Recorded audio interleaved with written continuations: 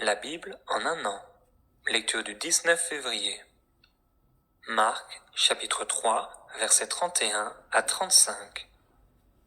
Survinrent sa mère et ses frères, qui, se tenant dehors, l'envoyèrent appeler. La foule était assise autour de lui, et on lui dit, « Voici, ta mère et tes frères sont dehors et te demandent. » Et il répondit, « Qui est ma mère? Et qui sont mes frères? » Puis, jetant les regards sur ceux qui étaient assis autour de lui, « Voici, dit-il, ma mère et mes frères. Car quiconque fait la volonté de Dieu, celui-là est mon frère, ma sœur et ma mère. » Marc, chapitre 4, versets 1 à 25. Jésus se mit de nouveau à enseigner au bord de la mer. Une grande foule s'étant assemblée auprès de lui, il monta et s'assit dans une barque sur la mer. Toute la foule était à terre sur le rivage.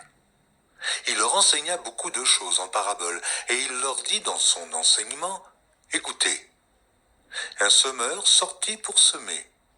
Comme il semait, une partie de la semence tomba le long du chemin. Les oiseaux vinrent et la mangèrent. Une autre partie tomba dans un endroit pierreux, où elle n'avait pas beaucoup de terre. Elle leva aussitôt parce qu'elle ne trouva pas un sol profond. Mais, quand le soleil parut, elle fut brûlée et sécha, faute de racines. Une autre partie tomba parmi les épines. Les épines montèrent et l'étouffèrent, et elle ne donna point de fruits. Une autre partie tomba dans la bonne terre. Elle donna du fruit, qui montait et croissait, et elle rapportait 30, 60 et 100 pour un. Puis il dit, que celui qui a des oreilles pour entendre, entende. Lorsqu'il fut en particulier, ceux qui l'entouraient avec les 12 l'interrogèrent sur les paraboles. Il leur dit, c'est à vous qu'a été donné le mystère du royaume de Dieu. Mais pour ceux qui sont dehors, tout se passe en parabole, afin qu'en voyant, ils voient et n'aperçoivent point, et qu'en entendant, ils entendent et ne comprennent point, de peur qu'ils ne se convertissent et que les péchés ne leur soient pardonnés. Il leur dit encore, vous ne comprenez pas ces paraboles. Comment donc comprendrez-vous toutes les paraboles? Le semeur sème la parole. Les uns sont le long du chemin où la parole est semée. Quand ils l'ont entendue, aussitôt Satan vient et enlève la parole qui a été semée en eux. Les autres, pareillement, reçoivent la semence dans les endroits pierreux. Quand ils entendent la parole, ils la reçoivent d'abord avec joie, mais ils n'ont pas de racine en eux-mêmes.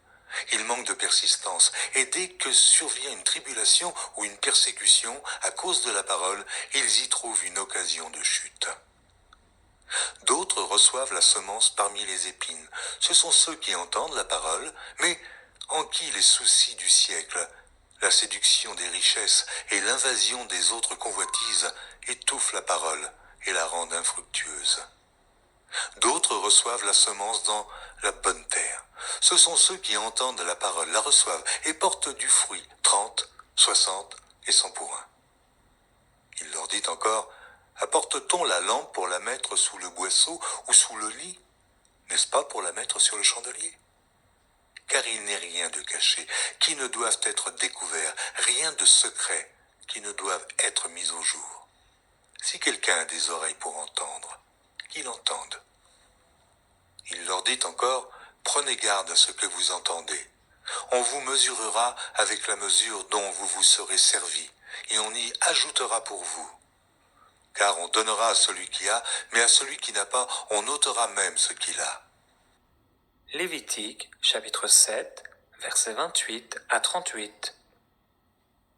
L'Éternel parla à Moïse et dit, « Parle aux enfants d'Israël, et dis, celui qui offrira à l'Éternel son sacrifice d'action de grâce apportera son offrande à l'Éternel, prise sur son sacrifice d'action de grâce.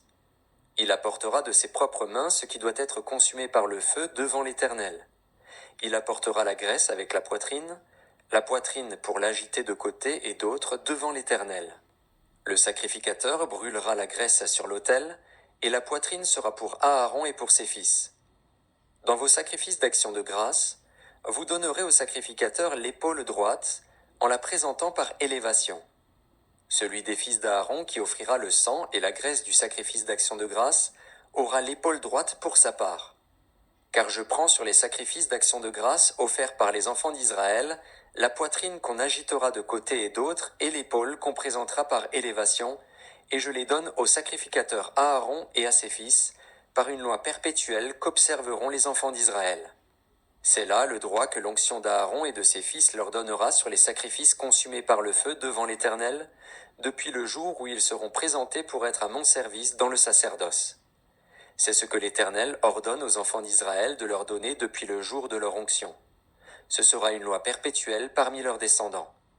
Telle est la loi de l'Holocauste, de l'offrande, du sacrifice d'expiation, du sacrifice de culpabilité, de la consécration et du sacrifice d'action de grâce. L'Éternel la prescrivit à Moïse sur la montagne de Sinaï, le jour où il ordonna aux enfants d'Israël de présenter leurs offrandes à l'Éternel dans le désert du Sinaï. Lévitique chapitre 8. L'Éternel parla à Moïse et dit : Prends Aaron et ses fils avec lui, les vêtements, l'huile d'onction, le taureau expiatoire, les 2 béliers et la corbeille de pain sans levain, et convoque toute l'assemblée à l'entrée de la tente d'assignation. Moïse fit ce que l'Éternel lui avait ordonné, et l'assemblée se réunit à l'entrée de la tente d'assignation. Moïse dit à l'assemblée : Voici ce que l'Éternel a ordonné de faire. Moïse fit approcher Aaron et ses fils, et il les lava avec de l'eau. Il mit à Aaron la tunique, il le ceignit de la ceinture, il le revêtit de la robe, et il plaça sur lui l'éphod, qu'il serra avec la ceinture de l'éphod dont il le revêtit. Il lui mit le pectoral, et il joignit au pectoral l'urim et le thummim. Il posa la tiare sur sa tête, et il plaça sur le devant de la tiare la lame d'or, diadème sacré, comme l'Éternel l'avait ordonné à Moïse. Moïse prit l'huile d'onction, il oignit le sanctuaire et toutes les choses qui y étaient, et le sanctifia. Il en fit 7 fois l'aspersion sur l'autel, et il oignit l'autel et tous ses ustensiles, et la cuve avec sa base, afin de les sanctifier. Il répandit de l'huile d'onction sur la tête d'Aaron, et l'oignit, afin de la sanctifier. Moïse fit aussi approcher les fils d'Aaron. Il les revêtit de tuniques, les ceignit de ceinture, et leur attacha des bonnets, comme l'Éternel l'avait ordonné à Moïse. Il fit approcher le taureau expiatoire, et Aaron et ses fils posèrent leurs mains sur la tête du taureau expiatoire. Moïse l'égorgea, prit du sang, et en mit avec son doigt sur les cornes de l'autel tout autour, et purifia l'autel. Il répandit le sang au pied de l'autel, et le sanctifia pour y faire l'expiation. Il prit toute la graisse qui couvre les entrailles, le grand lobe du foie, et les 2 rognons avec leur graisse, et il brûla cela sur l'autel. Mais il brûla au feu, hors du camp, le taureau, sa peau, sa chair et ses excréments, comme l'Éternel l'avait ordonné à Moïse. Il fit approcher le bélier de l'Holocauste, et Aaron et ses fils posèrent leurs mains sur la tête du bélier.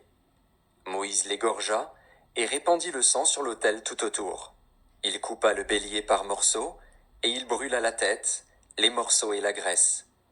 Il lava avec de l'eau les entrailles et les jambes, et il brûla tout le bélier sur l'autel. Ce fut l'Holocauste, ce fut un sacrifice consumé par le feu, d'une agréable odeur à l'Éternel, comme l'Éternel l'avait ordonné à Moïse.